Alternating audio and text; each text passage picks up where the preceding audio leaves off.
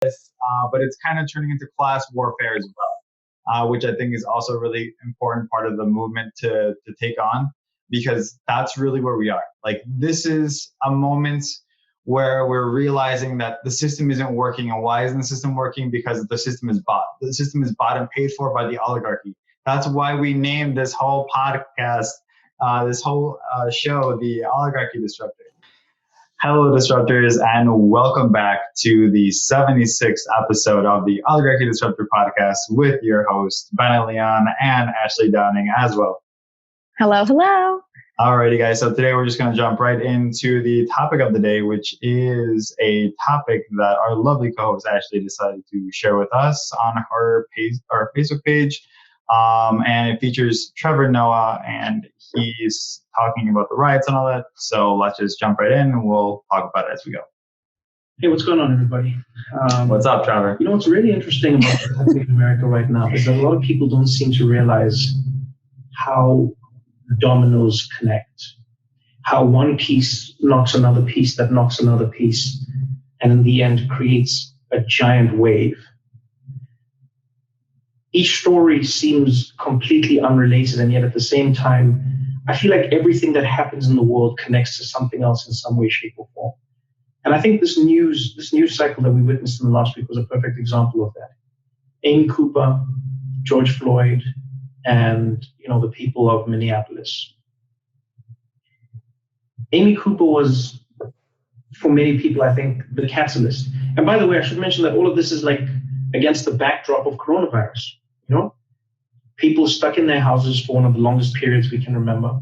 People losing more jobs than anyone can ever remember. People struggling to make do more than they can ever remember. And I think all of that compounded by the fact that there seems to be no genuine plan from leadership. Like, no one knows what's going to happen.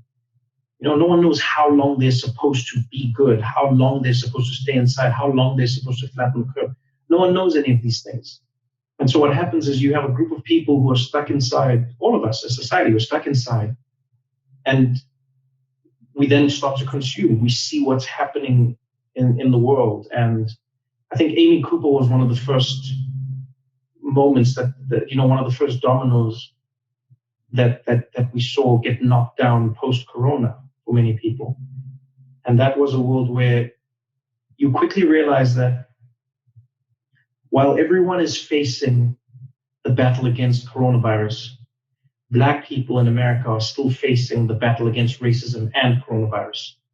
And the reason I say it's a domino is because think about how many Black Americans just have read and seen the news of how Black people are disproportionately affected by coronavirus. And not because of something inherently inside Black people, but rather because of the lives Black people have lived in America for so long. Coronavirus exposed all of it. And now here you have this woman who, we've all seen the video now, blatantly knew how to use the power of her whiteness to threaten the life of another man and his Blackness. What we saw with her was a really, really powerful, explicit example of an understanding of racism in a structural way. When she looked at that man, when she looked at Cooper and she said to him, I'm going to call 911 and I'm going to tell them there's an African-American man threatening my life. She knew how powerful that was. And that in itself is telling. It tells you how she perceives the police. It tells you how she perceives her perception or her relationship with the police as a white woman. It shows you how she perceives a Black man's relationship with the police and the police's relationship with him. It was powerful. Because so many people act like they don't know what Black Americans are talking about when they say it, and yet Amy Cooper had a distinct understanding. She's like, "Oh, I know." All right, go ahead, Ash. Let him finish this last part. Okay. I know that you're afraid of interacting with the police because there is a presumption of your guilt because of your Blackness. I know that as a white woman, I can weaponize this tool against you. And I know that by the time we've sifted through who was right or wrong, there's a good chance that you will have lost in some way, shape, or form. I really liked that he brought up Amy Cooper, because I think that people are making, which this really is, I don't want to take away from George Floyd or Ahmaud Arbery or any other Black male or female that has been taken from a police officer or from anybody for racist reasons. But a lot of people, I think, are forgetting about this situation with Amy Cooper. And this situation is what is so telling about the times that we're living in right now, and why protests that are happening right now need to be taking place. Because if this woman is not, the fact that this is just one this was caught on camera, that it's proof that there's more people out there that believe this. And clearly there's a lot of people on our police force that also believe this, which is scary. So the fact that she could use the fact that she was white to call police and tell them that she was encountering a Black male, and she knew that that was going to be a powerful statement. I mean, and that's exactly what she said. I'm going to tell them that an African American is threatening me in the park. I just really like that he brought up this video, because this is why people are protesting. This is what is wrong. This is a societal issue. This isn't just about police killing Black people. This is an institutional issue. And it's something that when they say we need a complete overhaul of the police department, they're not lying. It's necessary, because this is something that people genuinely have ingrained in their brain. I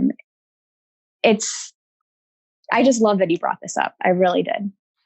I do too, to be honest. And I'm just gonna make a little side note about that. Is that I like it because no one is really fixating on Amy Cooper right now. I feel like that's like the least of the issues, especially because like nothing really like big happened there. Like no one died or anything like that. Nothing like George Floyd or whatever.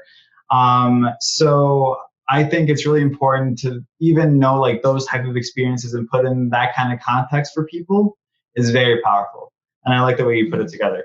So let's go ahead and just put that video back up so we can resume. And so for me, that was the first domino. And so now you're living in a world where so many people are watching this video. So many people are being triggered, because in many ways it was like a gotcha. You know, it was like the curtain had been pulled back. Aha! So you do this, because it's always been spoken about, but this was like, it was powerful to see it being used. And I think a lot of people were triggered by that. A lot of people were like, damn, we knew it was real, but this is like real, you know? I think a lot of people were also angry that some of the outrage that came to her was because of her dog. And I mean, I get it, you know, but it was, a lot of people felt like it would have been great if the dog shelters had the same, I guess, power, or if police departments were run by the people who run dog shelters, because they seem to act like this. They didn't waste time. They were like, nope, we like our dog back, lady. Which I'm going to be honest, I think that was a hell of a punishment. Her job is one thing. Taking a white lady's dog, that was a nice dog. And so that was the first domino, you know? It was the first domino where I felt like you could feel something stirring. And all of this, again, is in the backdrop. It's coronavirus has happened. The numbers have come out. You know, the story of Ahmaud Arbery in Georgia, that story has come out. All of these things are happening. I just want to pause it really fast, just to note that I think it's really interesting that he's bringing up that kind of context as well, because it brings back a tweet I saw earlier today by Andrew Yang saying that we have a crisis on top of a crisis on top of a crisis, which we do right now, and it's absolutely insane to be alive during this time and like just like see everything that's going down because there's so much happening. COVID has like started so unleashed a side of humanity that we haven't seen, especially in the United States. But let's resume the video. And then the video of George Floyd comes out. And I don't know what made that video more painful for people to watch. The fact that that man was having his life taken in front of our eyes, the fact that we're watching someone being murdered by someone whose job is to protect and serve, or the fact that he seemed so calm. You know? Get down. That he's feared for their life. Call the police, Boo. Call the police. Yo. Yo, I'm recording still. Stay online. Shots fired just right here on the corner. No, I just heard the shots. And then we got down. Still out here. There's a lot of cars. About 3. Right. Thank you. Have a good day. Hey, everybody. Welcome back. So, as you probably know, there's a lot of like crazy things going on in Chicago right now. And basically what just happened was there was like a drive-by shooting and right outside of my place, not towards our place, towards the other side of the street, luckily. But yeah, so apologies for that, but that's what's going on right now. I am honestly not really super for all of this destruction. I think that people are, some people are like taking it as an opportunity to commit other crimes because they think that the police are busy. And I think that that's maybe what's happening too with the gangs over here. But I also think that kind of going back to that video, that it has to do with people have just been cooped up inside. They have all of these emotions going on and these protests are just heating people up. But yeah, everything's good. Yeah, everyone's safe. I'm glad you're okay. Everyone's okay. Luna's okay, and John. Oh my gosh, she was so scared. She was so scared. So scared. But yes, everyone's good. Okay, glad. But yeah, crazy stuff, guys. You you saw it here right on this episode. Crazy shit. And it happened right outside of your door. Or your window, actually. So let's go ahead and resume the video. It was like a threat. And you know, you always feel like an asshole when you're like, you didn't fear for your life. Why did you fear for your life? How did you fear? But now more and more we're starting to see that it's like, no, it doesn't seem like there's a fear. It just seems like you can do it, so you did it.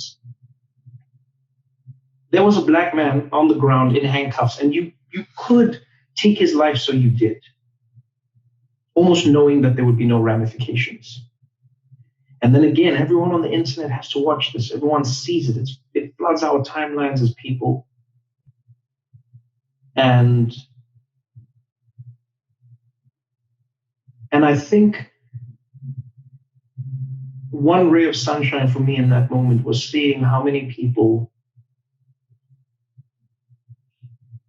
instantly condemned what they saw. You know, and maybe it's because I'm an optimistic person, but I don't think I've ever seen anything like that, especially not in America. I haven't seen a police video come out and just see across the board. I mean, Fox News and police chiefs from around the country immediately condemning what they saw. No questions, not what was he doing, not just going, no, what happened here was wrong. It was wrong. This person got murdered on camera. And then the police were fired. Great. But I think what people take for granted is how much for so many people that feels like nothing, you know? How many of us as human beings can take the life of another human being and then have firing be the worst thing that happens to us? And yes, we don't know where the case will go, don't get me wrong, but it feels like there is no moment of justice. There is no You know, if you're watching a movie, you'd at least want the cops, you'd want to see the perpetrators in handcuffs. You want to see the perpetrators facing some sort of justice. Yes, they might come out on bail, etc. But I think there's a lot of catharsis that comes with seeing that justice being doled out. When the riots happened, that for me was an interesting culmination of everything. I saw so many people online saying, these riots are disgusting. This is not how a society should be run. You do not loot and you do not burn and you do not, this is not how our society is built. And that actually triggered something in me where I was like, man, okay, society. But what is society? And fundamentally, when you boil it down, society is a contract. It's a contract that we sign as human beings amongst each other. We sign a contract with each other as people, whether it's spoken or unspoken, and we say, amongst this group of us, we agree in common rules, common ideals, and common practices that are going to define us as a group. That's what I think a society is. It's a contract. And as with most contracts, the contract is only as strong as the people who are abiding by it. But if you think of being a Black person in America who is living in Minneapolis or Minnesota or any place where you're not having a good time, ask yourself this question when you watch those people. What vested interest do they have in maintaining the contract? Why don't we all loot? Why doesn't everybody take? Because we've agreed on things. There are so many people who are starving out there. There's so many people who don't have. There are people who are destitute. There are people who, when the virus hit and they don't have a second paycheck, already broke, which is insane, but that's the reality. But still, think about how many people who don't have, the have-nots, say, you know what, I'm still going to play by the rules even though I have nothing, because I still wish for this society to work and exist. And then some members of that society, namely Black American people, watch time and time again how the contract that they have signed with society is not being honored by the society that has forced them to sign it with them. When you watch Ahmaud Arbery... really quick side note, it's not only Black people, but also Indians, Native Americans. Another group that's also overlooked. And same thing, same. People of color, yeah, in general. Yeah. Well, and I think it's really important to note too, he says that they're forced to sign. You know, it's not even that they really had a voice in creating this social contract. If you think about it, you know, who wrote our Constitution? Old white men. You know, who makes our laws still to this day? The majority are old white men. You know, finally, we have a more diverse Congress, but I like that he used that word force in there too. Definitely. Let's resume the video. Shot, and you hear that those men have been released, and were it not for the video and the outrage, those people would be living their lives. What part of the contract is that in society? When you see George Floyd on the ground and you see a man losing his life in a way that no person should ever have to lose their life at the hands of someone who's supposed to enforce the law, what part of the contract is that? And a lot of people say, well, what good does this do? Yeah, but what good doesn't it do? That's the question people don't ask the other way around. What good does it do to loot Target? How does it help you to loot Target? Yeah, but how does it help you to not loot Target? Answer that question. Because the only reason you didn't loot Target before was because you were upholding society's contract. There is no contract if law and people in power don't uphold their end of it. And that's the thing I think people don't understand sometimes, is that we need people at the top to be the most accountable, because they are the ones who are basically setting the tone and the tenor for everything that we do in society.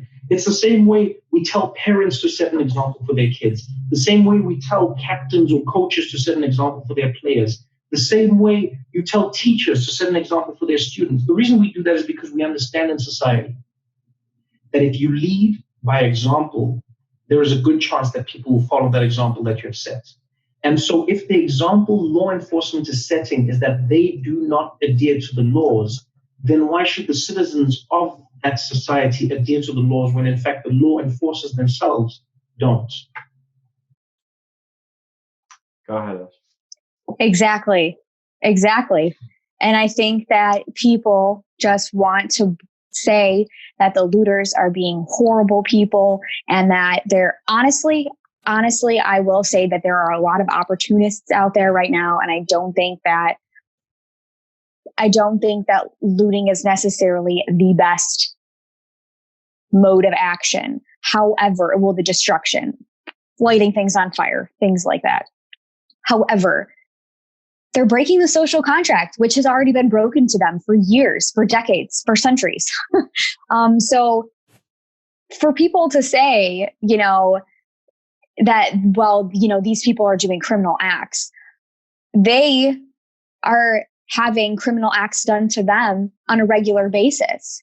And to them, this social contract that apparently everybody has signed is being broken. So why can't they break it? Why can't they break it? Interesting how there's a double standard, huh? Mm-hmm. Well, and it's just interesting that people automatically want to put so much hatred in these people and say that they're, what's the word I'm looking for? What's the word? Hoodlums. That they're, that they're just, these crazy kids in the streets that are just wreaking havoc. And granted, sure, there are some of those people out there, but the momentum that they're building, the anger that they have is so incredibly justified,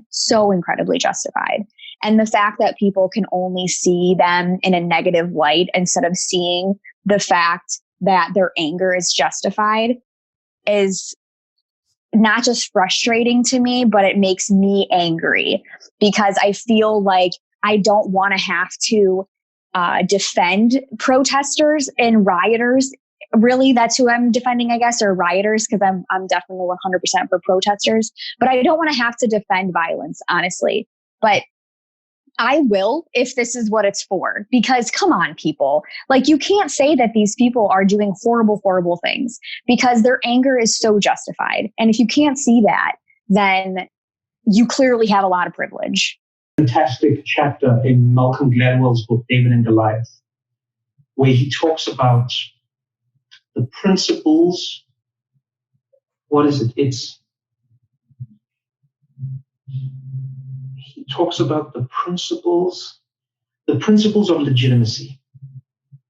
And he says, in order for us to argue that any society or any legal body or any power is legitimate, we have to agree on core principles. And those 3 principles, if I remember correctly, is number 1, we have to agree on what the principles are. Number 2, we have to believe that the people who are enforcing the principles are going to enforce them fairly.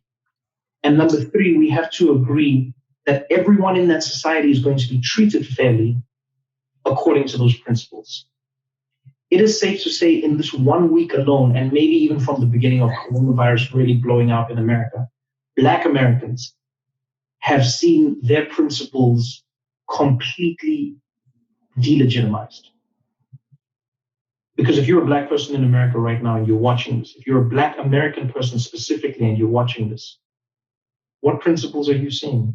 I think sometimes the thing we need to remember, and it's something I haven't remembered my whole life. You start to learn these things. When you travel the world, when you read, when you learn about society, I think is that, like, when you are a have and when you are a have-not, you see the world in very different ways. And a lot of the time people say to the have-nots, this is not the right way to handle things. When Colin Kaepernick kneels, they say, this is not the right way to protest. When Martin Luther King had children as part of his protest in Birmingham, Alabama, people said having children as your protest is not the right way to do things. When he marched in Selma,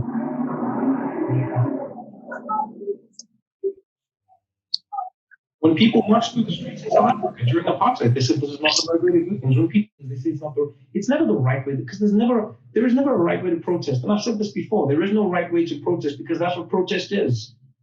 It cannot be right because you are protesting against a thing that is stopping you.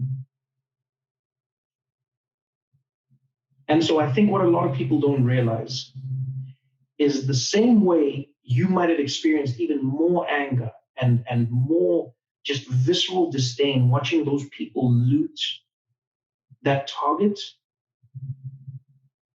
Think to yourselves, or maybe it would help you if you think about that unease that you felt watching that target being looted. Try to imagine how it must feel for Black Americans when they watch themselves being looted every single day. Because that's fundamentally what's happening in America. Yeah. Police in America are looting Black bodies. And I know someone might think that's an extreme phrase, but it's not, because here's the thing I think a lot of people don't realize. George Floyd died. That is part of the reason the story became so big, is because he died. But how many George Floyds are there that don't die? How many men are having knees put on their necks? How many Sandra Blands are out there being tossed around? It doesn't make the news because it's not grim enough. It doesn't even get us enough anymore. It's only the deaths, the gruesome deaths that stick out. But imagine to yourself, if you grew up in a community where every day someone had their knee on your neck, where every day somebody was out there oppressing you every single day, you tell me what that does to you as a society, as a community, as a group of people. And when you know that this is happening because of the color of your skin, not because the people are saying it's happening because of the color of your skin, but rather because it's only happening to you and you're the only people who have that skin color. Mm-hmm.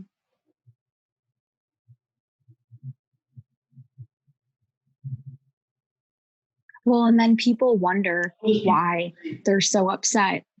And I think that I I wish that more people, and it looks like a lot of people have already watched this video. I wish though everybody would watch this video, because I think that it would really help them understand the anger that the Black community has. And when he used the same phrase looted to talk about bodies instead of talking about groceries, you really see how the comparison is completely uneven. When he said that, I think it's interesting that you brought that up, because when he said that, I interpreted it differently. At first, and at least until he explained it later on, I took it as like looting, like financial looter, like looting of like that too, which has also happened. Yeah. Redlining was a thing, like they weren't allowed to like have loans and shit. They weren't given their 40 acres and a mule like they were promised. Like it just goes way back. It goes way, way, way back, Housing discrimination is still a thing. Unequal pay is still a thing. And they get, it is a fact that they make much less than white people do, along with minorities. But that's just a fact that they were also looted financially, and with their own flesh and blood, like Trevor mentioned there. But let's finish up the video. We only got like a minute left, and then we'll wrap up the video after that. Yeah, but like, well, how come black people don't care when Black people kill? But man, it's one of the dumbest arguments ever. Of course they care. If you've ever been to a hood anywhere, not just in America, but anywhere in the world, you know how much Black people care about that. If you know anything about under-policing and over-policing, though, you would understand how that comes to be. The police show Black people how valuable their lives are considered by the society. And so then those people who live in those communities know how to or not deal with those lives. Because I love that. If you kill a white person, especially in America, there is a whole lot more justice that is coming your way than if you killed some Black body in a Black neighborhood somewhere. And I think we all kind of know that, like, fundamentally, like we all know that, like, just like how Amy Cooper knew, about she knew the power of saying like that she was a white woman being attacked by an African American man. Like some shit's gonna happen, Absolutely. And the amount of wrongful convictions have primarily been, and primarily by a long shot, been people of color, Black men that have been wrongfully convicted. Yeah, I love that he said that, because people want to make that comment all the time. Well, Black people don't care about Black lives because they're shooting each other all the time. And I love that he said that that's not only a dumb argument, but society is telling them how valuable their lives are. If you're told every single day that you are shit, you're going to believe that you are shit. It's just a fact. This is a psychological, scientific fact. So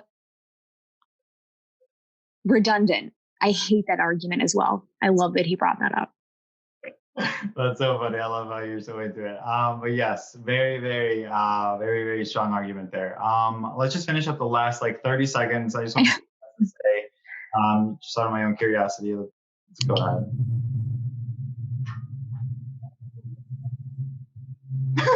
This fucking guy, dude. And so to anyone who watched that video, don't ask yourself if it's right or wrong to loot, or don't ask yourself, wow, what does looting help? No. Ask yourself that question. Ask yourself why it got you that much more watching these people loot, because they were destroying the contract that you thought they had signed with your society. And now think to yourself, imagine if you were them watching that contract being ripped up every single day. Ask yourself how you'd feel. Claps for you, Trevor Noah. Claps for you. Okay. Dope. You already got a whole episode out of this. Free advertising for you. So with that, I think that was a fantastic video. Props to you, Ash, for bringing that up. And any comments before we depart? No, I love the way he ended that video. Ask yourself that same question. I like how he worded it, so I'm not going to rephrase it. Support the movement, guys. Mm-hmm. Support the movement, and remember that riots are the voices of the unheard. I think is what right. Martin Luther King said. Mm-hmm. Yeah, Martin Luther King said that riots are like the voices of the unheard, or the language of the unheard. My bad. And that's super true, because like, what do you do, when you have nothing left? And like we mentioned this in earlier episodes before this, kind of when the beginning of COVID was kind of happening, where we predicted that something was going to happen, like protests, marching was going to happen soon, because all of our institutions are failing. We didn't anticipate that it was going to be because a black person, like a black man, was killed. We thought it was going to be like for financial reasons, but people still don't even realize that that's going on as well, for the most part. But I'm happy with this. Let's start with this. Let's run with this. But it's kind of turning into class warfare as well, which I think is also a really important part of the movement to take on, because that's really where we are. Like, this is a moment where we're realizing that the system isn't working. And why isn't the system working? Because the system is bought. The system is bought and paid for by the oligarchy. That's why we named this whole podcast, this whole show, the Oligarchy Disruptor, because we wanted to disrupt the oligarchy. They own literally everything that you could. So let's go ahead. Let's end this video here. Thank you so much for tuning in, guys, and listening to my little rant, Dan. And we'll see you on the next episode. Bye, guys.